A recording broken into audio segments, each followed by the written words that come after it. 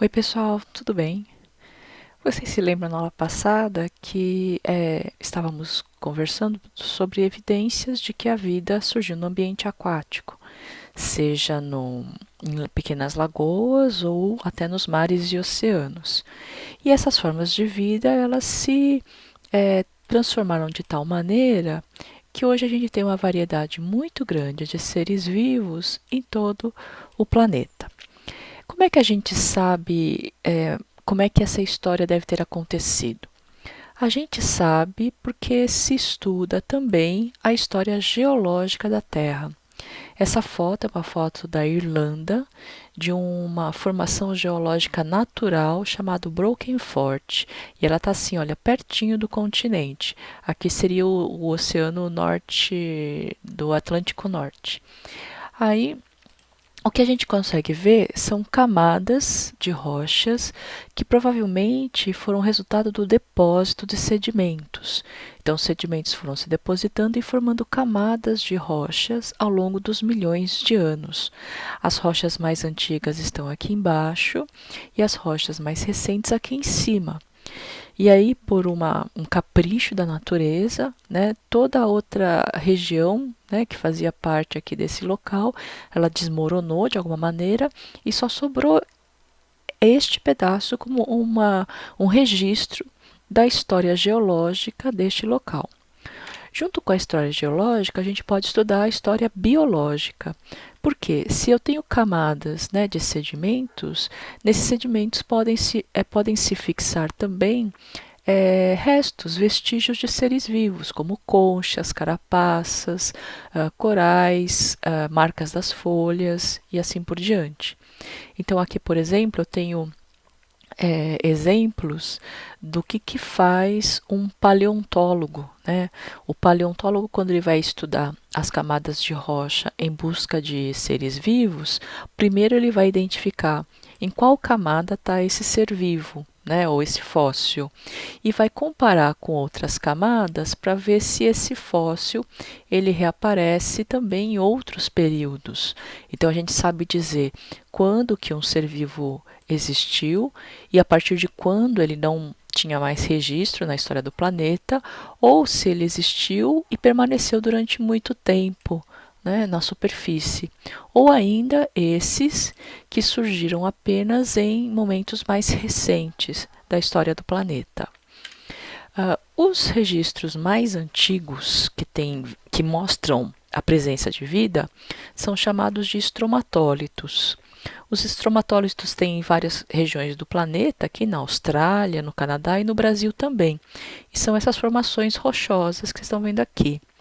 Essa foto aqui embaixo mostra um estromatólito que foi cortado e evidencia as camadas de substâncias que foram depositadas umas sobre as outras. Neste caso aqui, esses vestígios datam de 1 bilhão e 800 milhões de anos atrás. O fóssil mais antigo, quer dizer, o estromatólito mais antigo é este daqui, que foi encontrado na África do Sul e hoje está lá no Museu de História Natural de Viena, aonde a gente está vendo de cima a formação, né, essas camadas, e aí entre essas camadas é que estariam os vestígios de vida. Desse material foi selecionado, né, um fragmento, e aí, quando observado ao microscópio, revelou isso daqui, olha, um filamento de micróbio, de um micro-organismo, e esse material data de 3 bilhões 465 milhões de anos atrás. Então, quando a gente fala que a vida deve ter surgido na água e há mais ou menos 3,5 bilhões de anos, é por causa dessas evidências, né?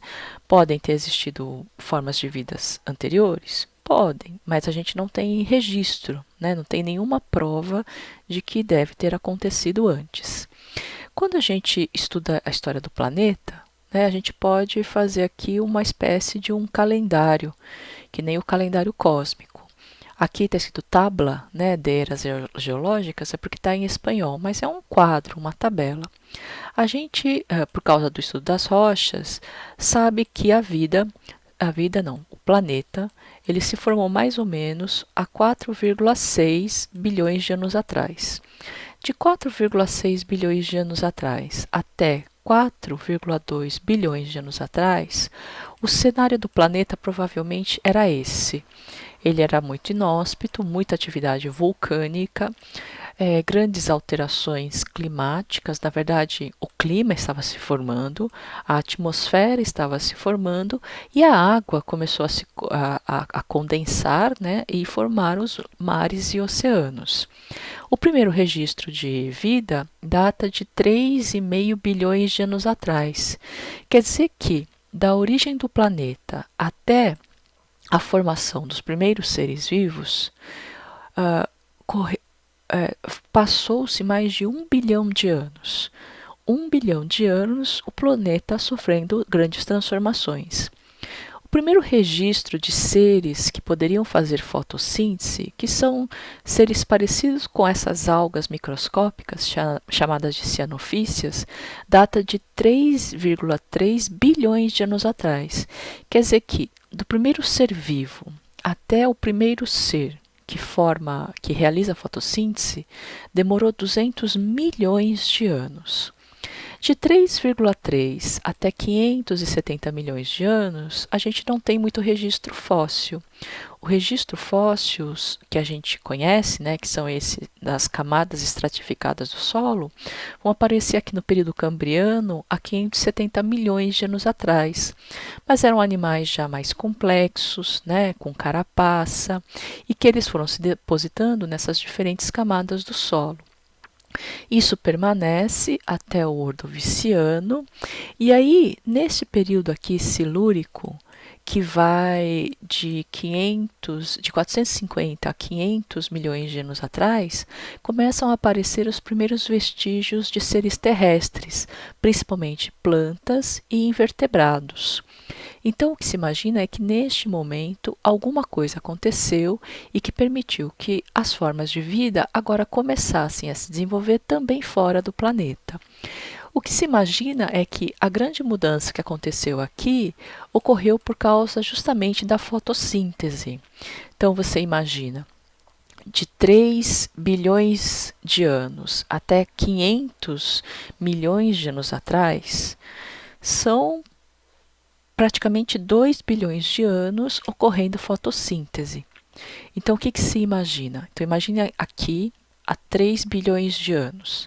Então, as algas começaram a fazer fotossíntese e a liberar O2 para a atmosfera.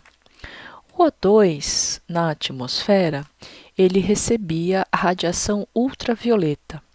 Essa radiação ultravioleta fazia com que os átomos das moléculas de O2 ficassem muito agitadas.